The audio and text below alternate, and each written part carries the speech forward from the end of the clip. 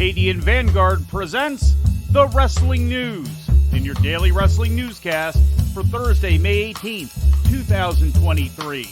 Good morning, I'm Mike Sempervive. We begin today with the unfortunate news of the passing of superstar Billy Graham, widely recognized as one of the most innovative and influential professional wrestlers of all time. Real name Eldridge Wayne Coleman, he had been put on life support on Tuesday after months of hospitalization for a variety of organ failure stemming from an infection in his ear that had spread to his skull. It was the culmination of decades of health struggles for Coleman, including multiple liver failures, cirrhosis of the liver, and heart failure. With his trademark tie-dyed ring gear, feathered boas, sunglasses, and bleach blonde hair, his image would be adapted by numerous wrestlers who came after him. His muscle-bound physique, the result of early and heavy experimentation with anabolic steroids, made him stand out during the 1970s, and later would become the norm in the pro wrestling industry in the 1980s and beyond. His brash and boastful promo style, patterned on that of Muhammad Ali, also set a standard in the industry. Graham's influence could be seen in the appearance and promos of later wrestlers ranging from Ric Flair and Jesse Ventura to Scott Steiner and Triple H, but most notably in the case of Hulk Hogan, who has often discussed how much of his persona was copied from that of superstar Billy Graham, one of the wrestlers a young Hogan was most drawn to during his early years as a fan in Florida. In the ring, Graham is best remembered for his time in the Worldwide Wrestling Federation in the late 1970s, where he ended Bruno Sammartino's historic run as world champion on April 30th, 1977 in Baltimore, and reigned for 10 months. His record as the longest reigning heel world champion in the company's history would stand for 40 years before being broken by Brock Lesnar in 2018. As champion, his drawing power was strong, and he became an early example of a heel who was so entertaining that the fans enjoyed cheering for him.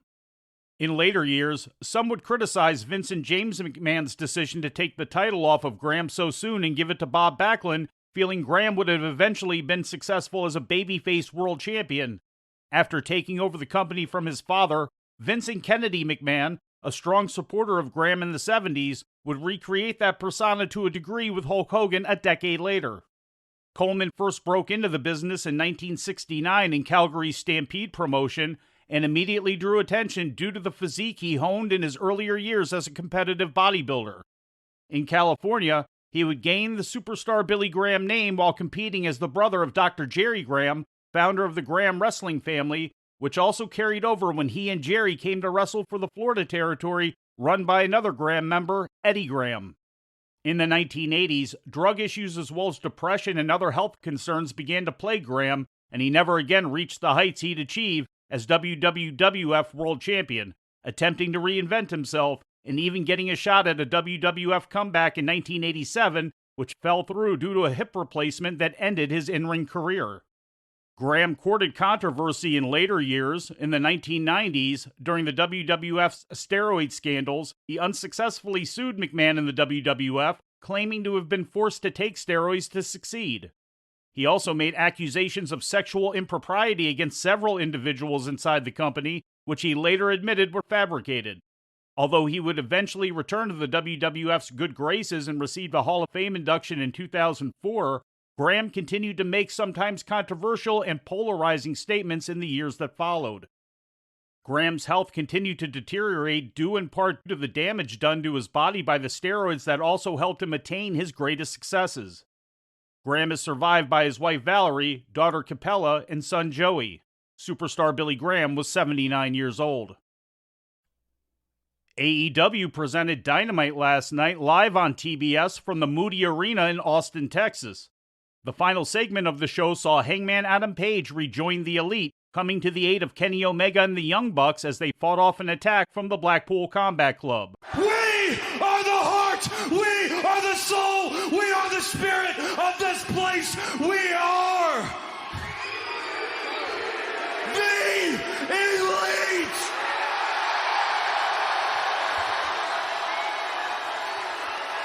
So run and hide while you can, because it's double or nothing. It's the Elite Blackpool Combat Club, anarchy in the arena.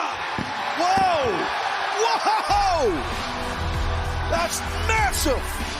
Hangman Page returning to AEW and immediately dropping bombs. The BCC had also attacked the Bucks backstage in another angle earlier in the show.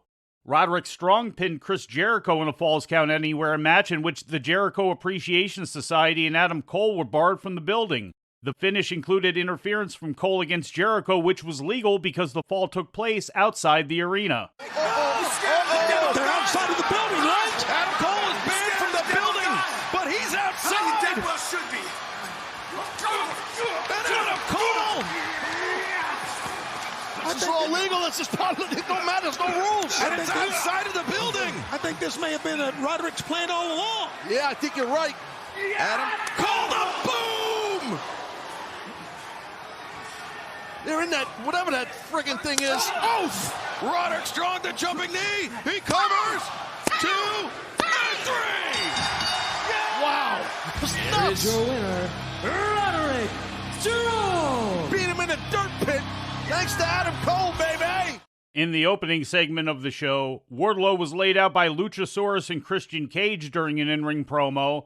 Karen Jarrett, wife of Jeff Jarrett, made an appearance on the show, attacking FTR and helping her husband along with Satnam Singh and Jay Lethal in laying them out.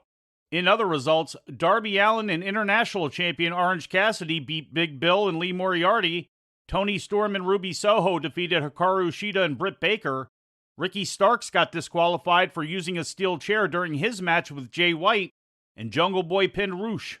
Roosh, Jose, and Preston Vance attacked Jungle Boy after the match, but were run off by Darby Allin and Sammy Guevara. With some more All Elite Wrestling news, here's the Wrestling News' Lou Kipilman. AEW officially announced its new Saturday Night Live wrestling TV program yesterday at the 2023 Upfronts, held at the theater at Madison Square Garden in New York City. The new show, AEW Saturday Collision, was unveiled by Kathleen Finch, chairwoman and chief content officer for Warner Brothers Discovery's U.S. Networks Group, during WBD's Upfront presentation. The 2-hour Saturday Collision is scheduled to premiere on TNT Saturday night, June 17th at 8 p.m. Said Tony Khan, quote, "With the addition of AEW Collision on TNT, I'm extremely proud that a Turner network will be the home of Saturday Night Wrestling for the first time in more than 2 decades. The debut of Collision is significant across numerous sectors, including television, wrestling, entertainment, and sports, and reinforces AEW as the bold property we envisioned when we launched in 2019. End quote. For the Wrestling News, I'm Lou Kipilman. In news from Japan, New Japan Pro Wrestling presented Day 5 of the Best of the Super Juniors tournament yesterday at the Sun Plaza Hall in Sendai, Japan. Victorious in A-Block tournament matches were Taiji Ishimori, Speedball Mike Bailey, Doki, TJP, and Hiromu Takahashi. Victorious in B-Block tournament matches were Yo, Master Wato, Robbie Eagles, Clark Connors, and Kevin Knight.